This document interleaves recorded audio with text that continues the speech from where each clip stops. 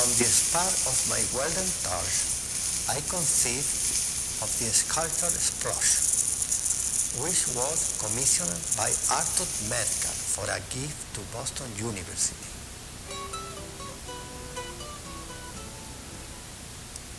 Since 1984, Sergio Castillo has been a member of the Faculty of Art at Boston University. He's a master of the rare and difficult art of direct metal sculpture. The flock of birds breaking into the sky in front of Marsh Chapel, entitled Free at Last, is Professor Castillo's memorial to Boston University's distinguished alumnus, Dr. Martin Luther King, Jr. Like many of Castillo's works, it seems to defy the materials out of which it is made. The Nobel Prize-winning poet Pablo Neruda speaks of Sergio's art in terms of the release of contradictions. He calls it iron transformed into black light, and he sees in Sergio's erupting forms what he calls the flowering of subterranean floriculture. Sergio Castillo lives in Spain, but comes to Boston University each fall to sculpt and to teach. He is an international artist in every sense, having created more than 40 public monuments that stand in cities throughout the world. His works are as sought after in Chile, where he was born, and in Paris, where he was educated, as they are in North and South America, where he has perfected his art and taught his techniques to generations of students. Now, thanks to the generosity of the chairman of the Board of Trustees, Dr. Arthur G.B. Metcalf, Boston University is privileged to have a new Castillo, Explosion, that signifies the sparkling release of human ingenuity in the creative work of scientists and engineers.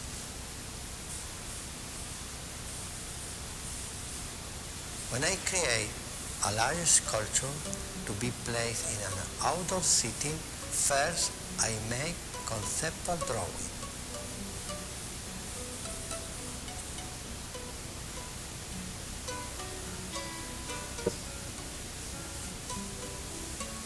Then I make several models.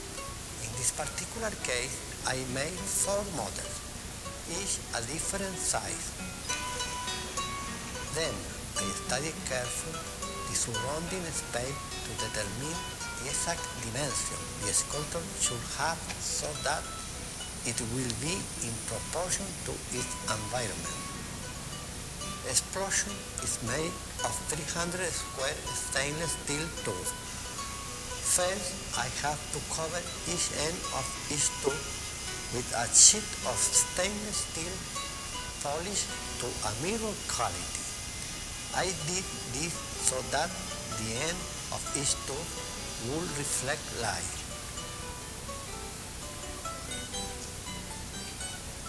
To weld the stainless steel, I use a LER machine, which is best for this material. Because welding always leaves dirty traces, I must keep the metal clean by buffing with a special stainless steel brush.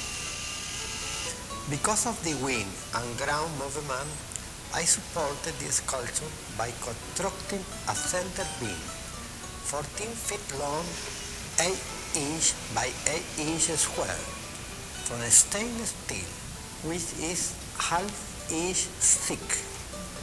This center beam is welded to a tube that is set several feet underground in a counterweight of 20 tons of concrete.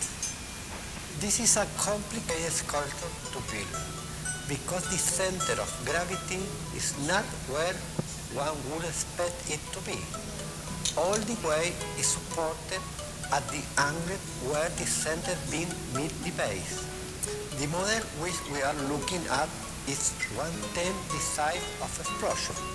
I must make many changes since the angle of vision of a small sculpture is very different from this which is 33 feet tall.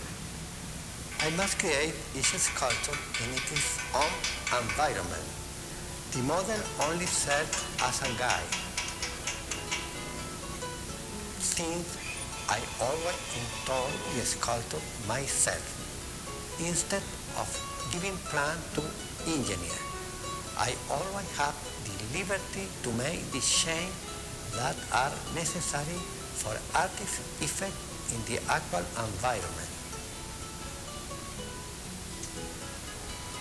So, I can be creative with the final sculpture at the moment it is completely finished.